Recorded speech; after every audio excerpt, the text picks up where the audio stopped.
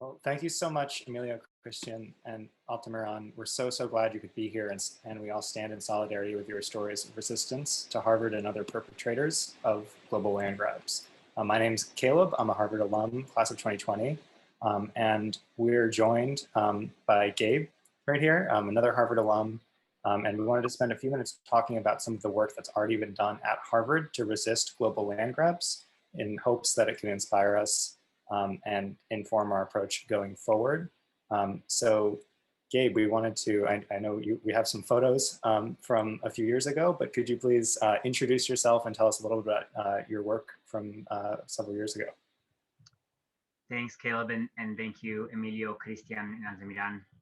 It's a pleasure to see you both again. I was lucky enough to meet Emilio and Christian in Argentina quite a while ago, and it's a pleasure to be back.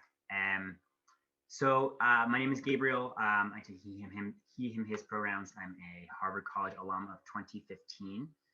And in about 2012, a small group of us, several folks on this call, started getting involved in how to think about investment at Harvard in a way that's responsible, in a way that doesn't do land grabs, exactly what Emilio said at the very end there. And I got involved in this because my grandparents immigrated from Colombia due to economic exploitation in Colombia and came here to find a new life, came to Boston to find a new life.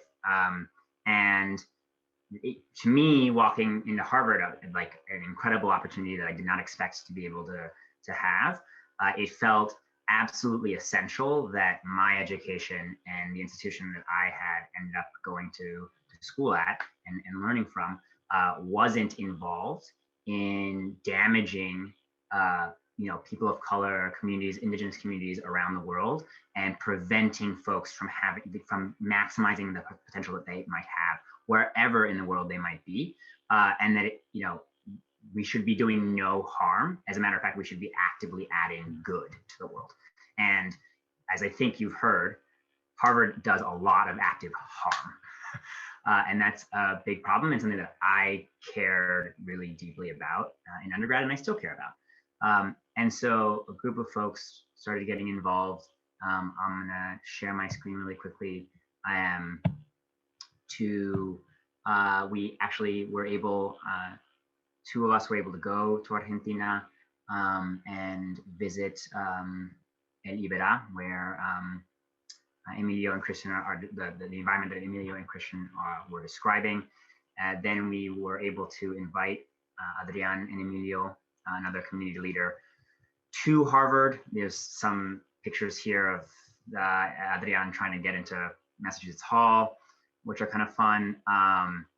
And we had hundreds of people kind of protesting and gathering and talking about the ways that Harvard's investments are detrimental to thousands of people and huge portions of land in these places, and that each and every single one of the communities involved and the land itself deserves respect and rights, and Harvard shouldn't be able to hide behind its subcontracted, bought out companies from around the world, right?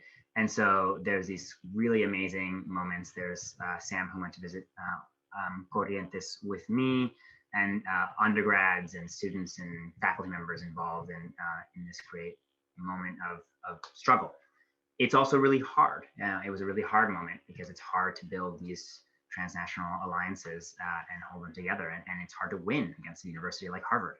Many people on this call know that. And so I just wanted to say, I think, to me, this is incredibly important work. It's how, we live in a world where investment companies get to do whatever they'd like, right? And get to run the gamut. And Harvard is one of those companies, except that at Harvard, there's students and there's a community that can put pressure, that can directly challenge and directly change what is happening on the ground in communities in Brazil, in Chile, in Argentina, and around the world. And so to me, it felt not just like something cool to do, but a moral imperative to do something about this after hearing, Christian, Emilio, Altamirano.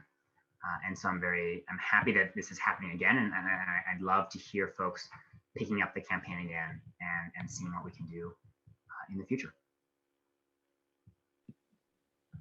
Thank you so much, Gabriel, for sharing what was going on between 2012 and 2014, and just acknowledging now that hundreds of people in the Harvard community came together to put pressure on Harvard Management Company and actually make real changes happen.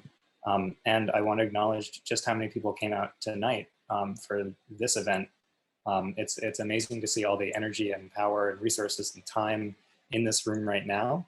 And it's amazing to see how many people have stayed to hear these stories. So we're definitely very grateful for the work that you've done, Gabriel, and everybody who organized, and we hope we can learn from it.